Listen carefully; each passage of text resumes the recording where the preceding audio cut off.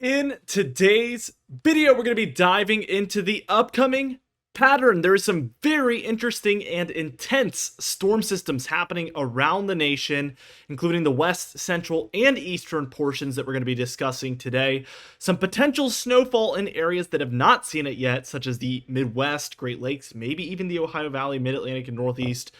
We're going to also be discussing a potential very major cooldown on the way in the medium range, as well as other smaller cooldowns happening progressively more and more through the pattern. So let's go ahead and dive into things I want to take a look at later on this evening. And what we're seeing by the time we're looking at 7 p.m. tonight is some storms happening across the west. We do see snowfall for the more mountainous areas like the Cascades here, Sierra Nevada, and then rainfall for the coastal and lower areas in there.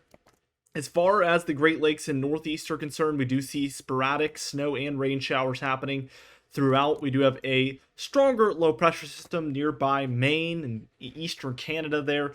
That is going to be basically what is causing this showery activity. Pretty broad, but for a larger area there.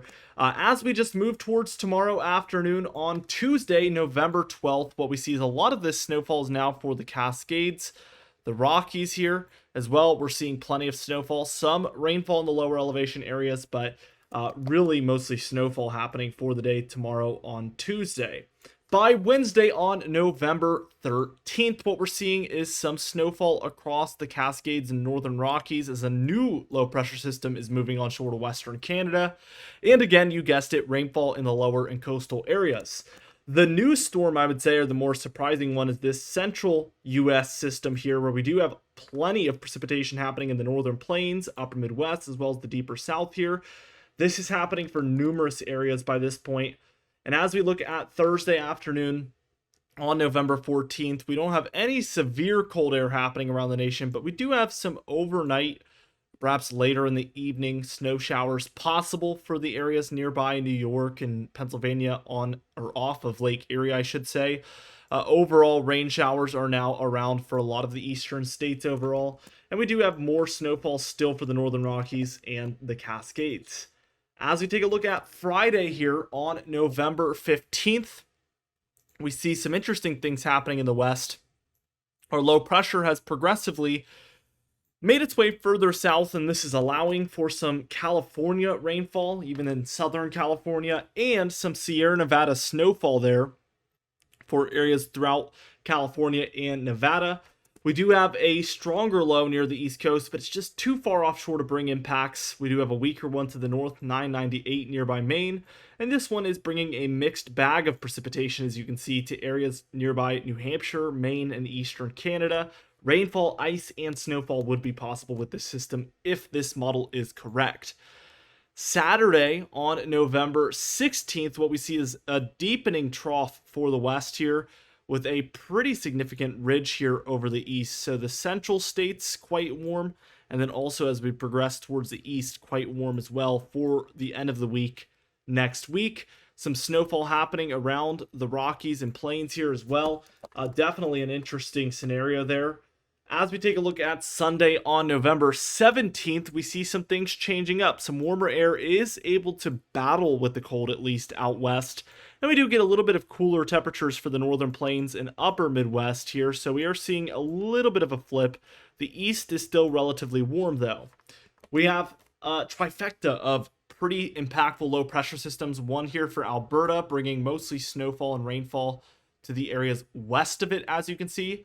A south central Canada low pressure system to the north of the Great Lakes. They're seeing snowfall on the west end and mostly rainfall on the east end. And then we have a pretty strong low nearby Maine here, impacting Maine and eastern Canada with mostly rainfall. As we just continue on towards Monday afternoon on November 18th here, we do see a stronger low taking place nearby New Mexico here for areas of Colorado, New Mexico. Seeing some snowfall in there, and then mostly thunderstorms and showers for Texas, Oklahoma, Kansas there. And then we do still continue to see some northwest snowfall here with some cooler air as the jet stream is kind of dipping over this western area once again, ridging to the east of this low in the south central states. And then we do have a pretty soft trough over the northeast here, bringing showers around for these northeast areas.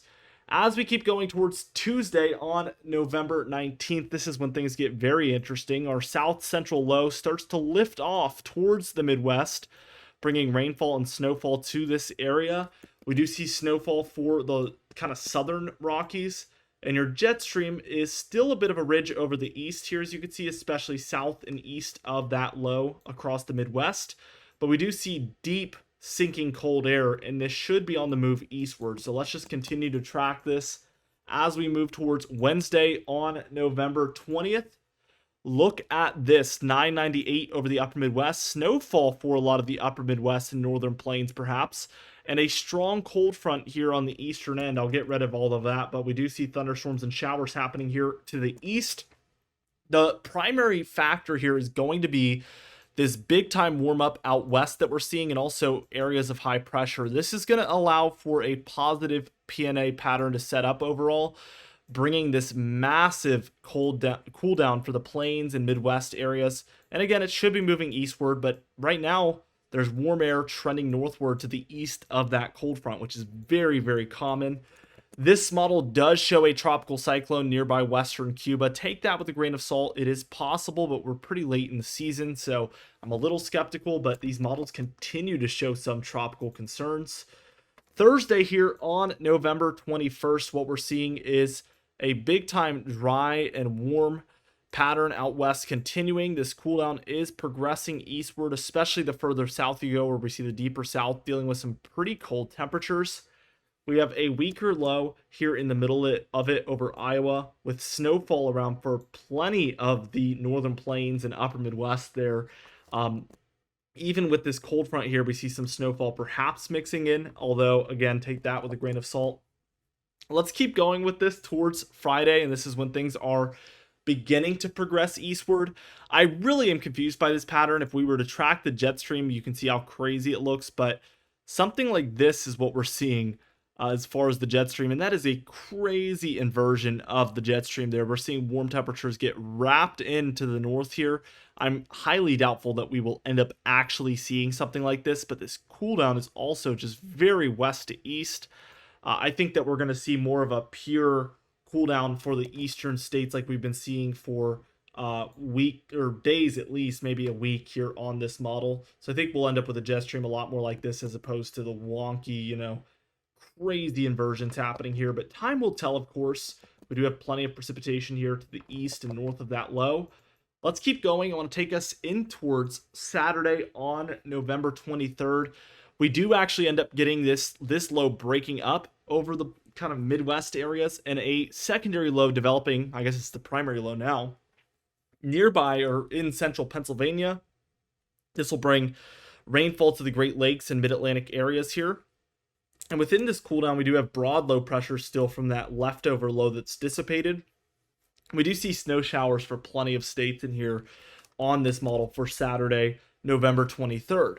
As we move towards Sunday on the 24th, we finally kind of reached the pattern that I'm expecting, with warm for the southwest and cool air pretty much for most of the east here. We see a lot of snow showers around for the Great Lakes, Mid-Atlantic, even the southeast there along the Appalachian Mountain Range, and then northern plains. These are pretty mixed, and this is daytime temperatures, so again, take it with a grain of salt, but we could be seeing cold enough temperatures to support something like this, I guess is what the model's been consistently showing. Monday on November 24th, or 25th better yet, we do see snowfall once again for the northwest, and continued kind of for the Mid-Atlantic and northeast here, some snowfall showers.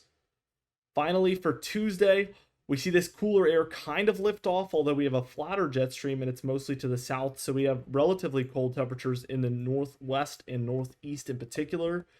Even some of the upper Midwest here, continuing to see some cooler air. So we end up in an overall colder pattern. And then we kind of at the end here for Wednesday morning begin to see a stormy pattern maybe restarting up for the west, which would be interesting and bring a lot more snowfall. As we take a look at the total precipitation, we see a lot for the northwest in particular here, as well as the upper Midwest and Great Lakes, as well as the Mid-Atlantic here. This blob is seeing a lot too, and I know a lot of these areas in here especially need it greatly, so this would be good news. When we look at the anomalies, it's kind of, as I mentioned, the northwest here, and then also the northern plains into the Ohio Valley and a bit of the Mid-Atlantic as well. total snowfall because of this would be crazy. I think that the West is obviously highly likely to see these areas seeing snowfall. We see multiple feet, especially in the Cascades and Sierra Nevada, 1 to 2 feet throughout the Rockies. We do see up to a foot of snowfall for the upper Midwest and northern plains. I would take that with a grain of salt, although this is kind of common this time of year, so not super far-fetched. It's just something that we haven't been in the pattern for, and I think a lot needs to happen to support this. This Ohio Valley and Mid-Atlantic area, I would definitely take with a grain of salt. This is becoming a little bit less normal as we move into this area. And we do see anywhere from about a few inches up towards maybe 10 inches in there. So definitely would be a larger amount of snowfall. But again, take it with a grain of salt. And then we see the mountainous northeast, which I am on board with. This area should begin to see snowfall over the coming weeks. So I would say this is a pretty likely outcome, actually, for the northeast. As we take a look at the temperature pattern, we're warmer right now. You can go outside and feel that. I don't need to tell you. But we do have a cool down on the way. Here's for Tuesday the 12th, Wednesday the 13th, Thursday the 14th. So we see the east gets a pretty decent cool down. Here's Friday the 15th. We still have some of it around. The west is progressively cooling and the east is progressively warming. And by the time we reach Monday on the 18th, we're left in a cold in the west, warm in the east pattern again. As we take a look at Wednesday the 20th, we begin to see this cold air wanting to spread eastward again, starting with the southeast and then kind of spreading for most of the east in here until we're left with something like this by Wednesday on the 27th with severely below normal temperatures for a lot of these eastern areas. This obviously looks a little bit different than we've seen over the past few days, so I'm going to watch it closely. Wouldn't be surprised if we flip back tomorrow and see something more similar to what we've seen over the past few days with, again, a little bit more of a true Arctic blast moving in from Canada, as those are far more common than this kind of like southeast brutal cool down. So we will see what happens, though, with that. The tropics are a little bit interesting. We've seen Rafael basically break up entirely. Same with this Bahamas system. But we do have a new area of interest south of Dominican Republic and Haiti, moving towards Central America. And right now we sit at a 10% chance of development over the next 48 hours, but a 50% chance of development over the next 7 days. And this has really come out of nowhere. Really crazy stuff, guys. Be sure to like the video if you did enjoy it. Subscribe. We upload every single day. You can even hit the bell icon for daily notifications when we upload so you never miss one. Leave a comment down below, and I'll see you guys in the next video.